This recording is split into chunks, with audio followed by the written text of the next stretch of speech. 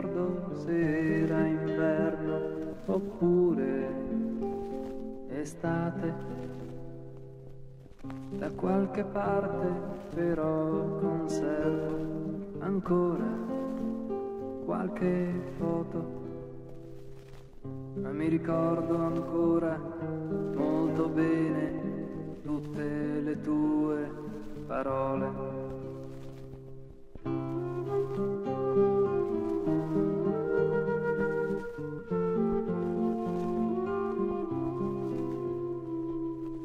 Io ti osservavo un po' stupito, seduta contro al letto.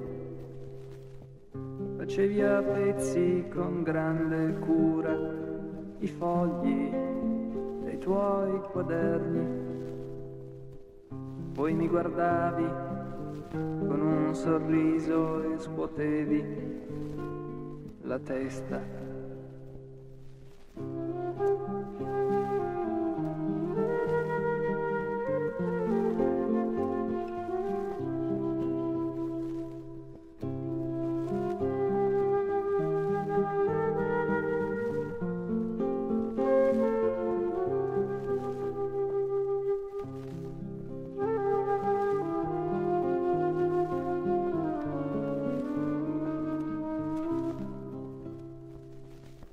Adesso scrivo le mie canzoni che parlano del passato,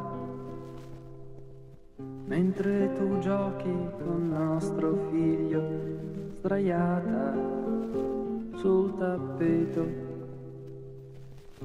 Qualche volta mi viene il dubbio che abbia ragione.